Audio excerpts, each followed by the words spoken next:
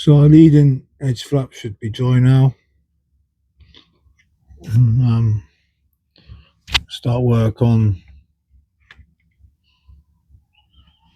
sanding them back.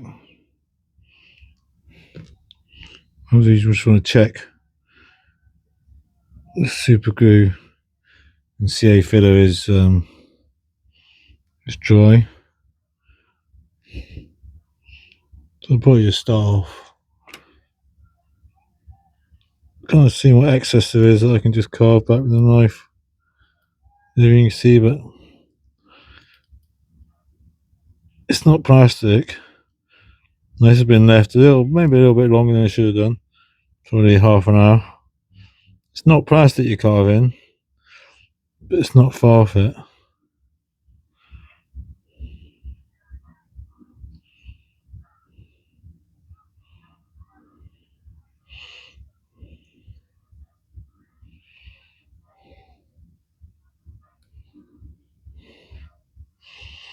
This is where I added the little extra chalk just to fill it out.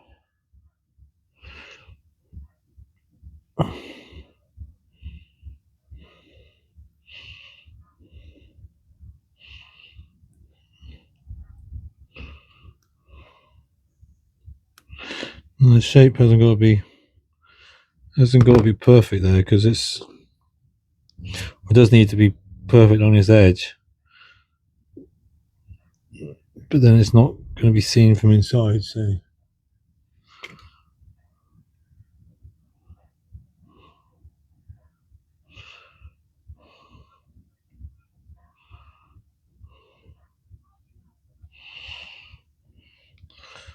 okay, there we go. That seems okay. To trim off the other side.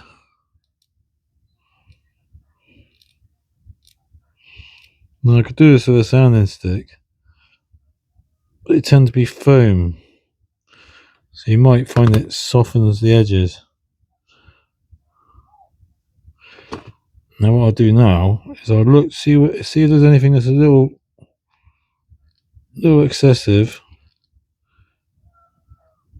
Just come in there, almost letting the knife feel where it is, and then you can almost feel if it's the difference between plastic and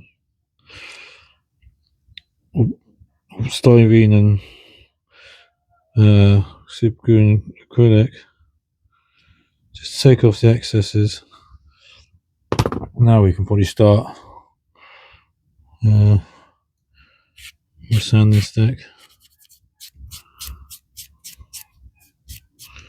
Just doing a couple of passes and checking. The beauty is when you're doing seams, you can actually see what's raised and what's not after the first few passes, because what's been sanded has gone grey, and then what's not been touched yet is still black.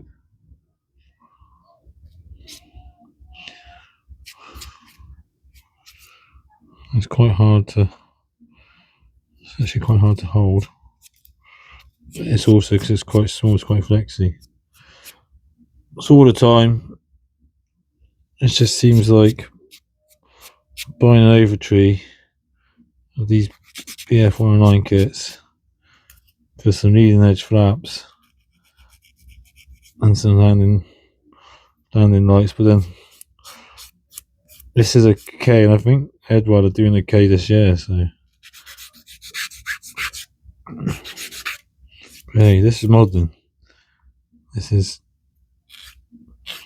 problem solving, construction, all that.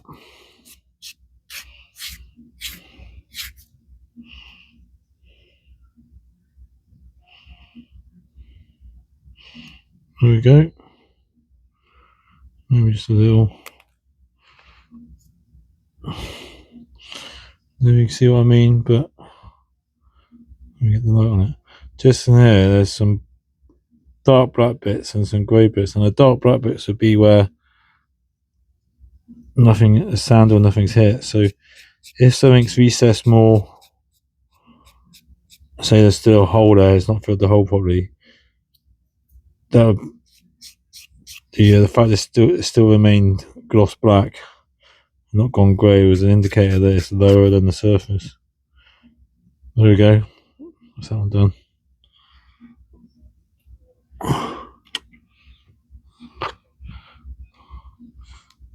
Right, so on that, don't know how far.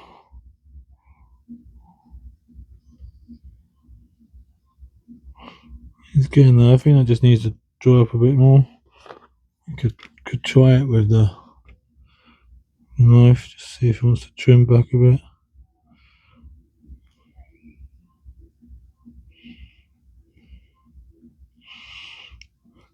Now what I could do is I could put a piece of tape on here just to protect the surface on the knife. I think what I'm going to do is I'm just going to carve into it, and if I damage the surface, I'll just fill it with some super glue.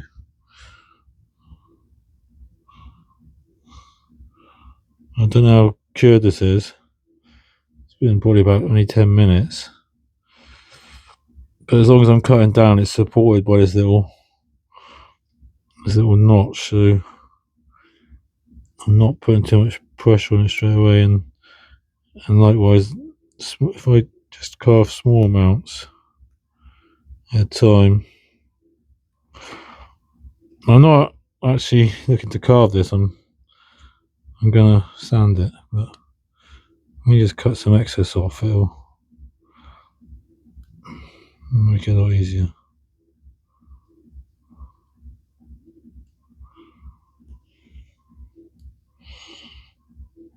Again, just carving in small amounts, excess material away.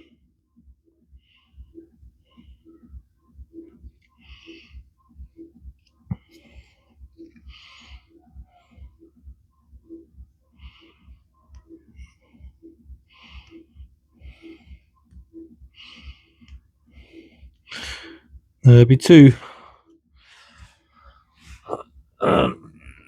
There's kind of two approaches I could take here. I'll probably take the first option, which is to sand this to shape and then to try and pop it back out, hoping that the super glue becomes part of the, it doesn't really matter, but hopefully the super glue becomes part of the clear part, and then just a tiny bit of super glue to fix it next time, not flooding it like we had done then, just to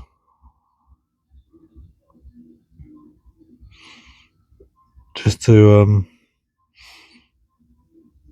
the final fixing of the piece. It's coming together quite nicely. It's actually working quite well with the knife.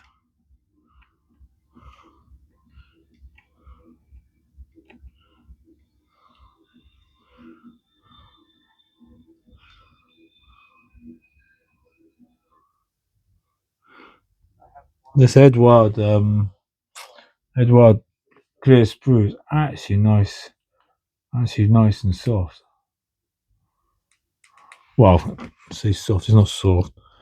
It's actually not brittle like as brittle as some can be.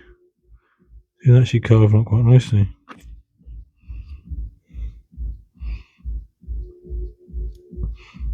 Now, if you're less confident with a knife, you could go in there a long time ago and start using sounding sticks. I find this is working quite well at the minute. Obviously, we've got to be cautious we don't take too much off.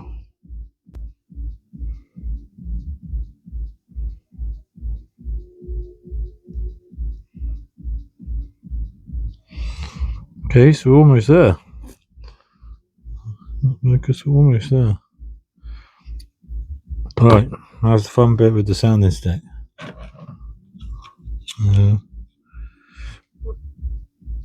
I'll just take a little bit more off. By using the knife, what I'm doing is I'm actually avoiding sanding too much of the wing away. I'm coming across the wing here, and I can feel where it's proud, so I can I can use that as indicators to where I want to sand, where I want to cut.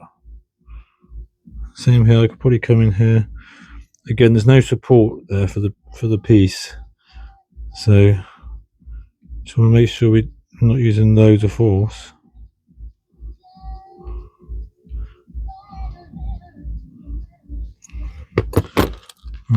As it's quite small now, I don't really want to use too deep a grit or too large a grit because it will cut down into it so much.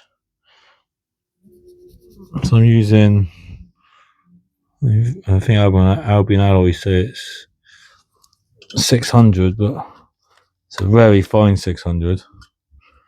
I'd say it's more like 800, but yeah. Oh, no, not even that. It says it's 400. Maybe it's. It feels. I think it also says these are 400, the white one, but this is much finer. Alright, so just to start with, just coming in and trying to just really hit the clear part. We can work on almost shape. So we bend it, we can actually keep it away. Is that focusing? We can keep the sanding stick away from any wing plastic at the minute, and just work on shaping this light.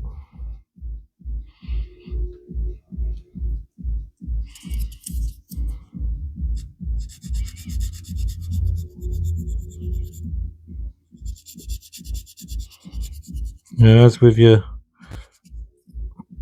tri-fin, 2-3 passes, have a check. You run your fingers along it, just check it's the shape you thought it was, and whatnot, and let's get the underside into some sort of shape.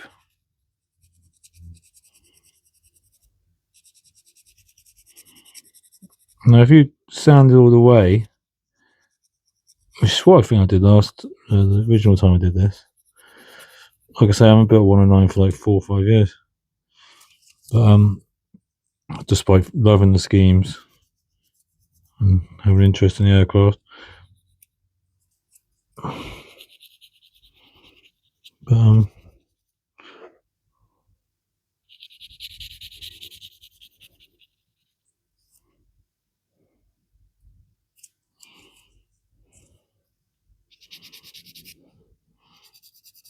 yeah, so that first time I did it, I just sanded it, I didn't carve it away.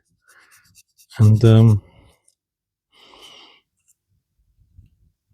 know if anyone's ever, sure everyone's had to adapt clear parts and be quite brutal with some sanding. I just use a heavier grit, just to, I'm not hitting the, it's hard for me to see in that sheet, but what I'm doing is I'm looking down here to see where or if I'm getting close to contact in the wing. See? So I'm using the space in between the wing and the sanding stick just to make sure I'm not carving into my wing. In the meantime, with this, I'm moving material.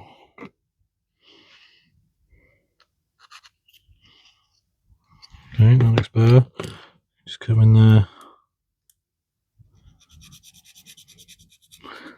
Try and bring that in. Again, checking all the time. I mean, I'll imagine. Again, I can't really show because I'm using the space in between, like looking down here and looking down there to see.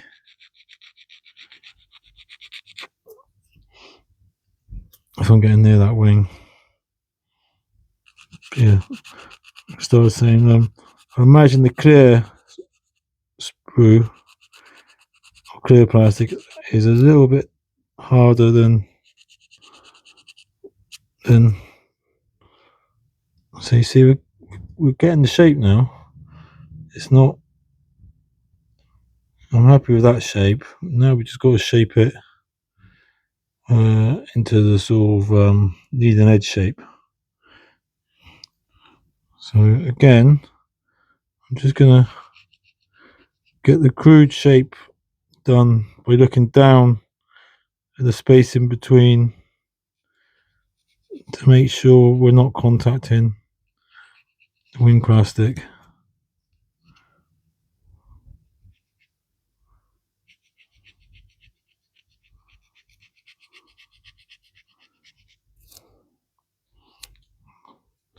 There we go. Now, see, I was saying, if you've done this by purely sanding, or if you've ever adapted a clear part, it's no massive task to bring something back to lovely shine or lovely polish again, or translucency. So, as this is a finer grit where we've sanded the shape, I want to just smooth that out with a nicer grit, which this is.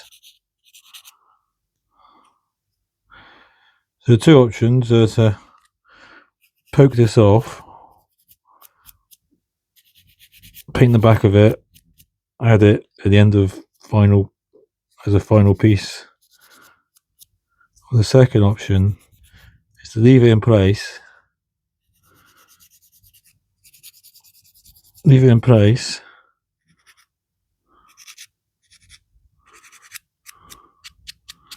Checking I haven't changed the wing shape at all.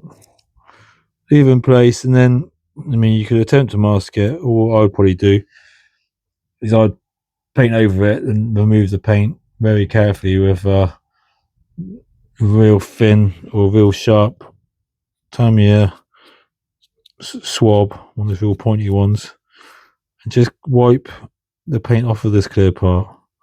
The lacquer thinner wouldn't affect the clear part or the glue, wouldn't fog it, I would have thought. Okay, so we've got the shape now, so we can now go over to our finer grit.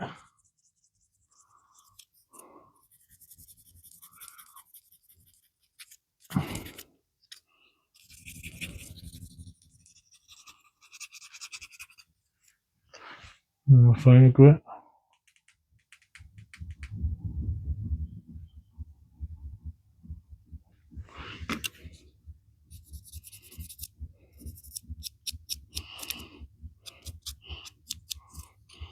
I do love the Albion Alloys buffing sponges or polishing sponges, all up to what, 8,000, 12,000. But I do actually have something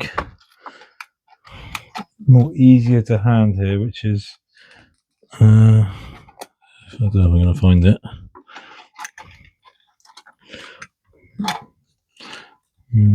It's pretty easy to find them. I think that's it. That's not. So we're all guilty of not throwing away sanding sticks. There we go. This is probably the oldest sanding stick I own. A super finishing stick from Squadron in the USA, I guess. And this, if you're after a fairly, not crude, but an easy two-step version of polishing, this thing's perfect. Checking the grits I'm using. So I'm going to leave the front one. I'm just going to go straight to the polishing pad on the back.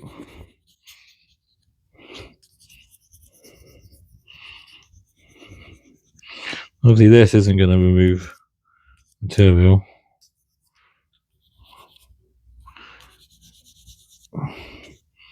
I wish I had the original or the right hand wing to show you the comparison, but I think now you agree, for 10-15 minutes work I've now got a wing with a lens in it that's contoured to the perfect shape it would be, and with a tiny red bulb. Let me show the red bulb.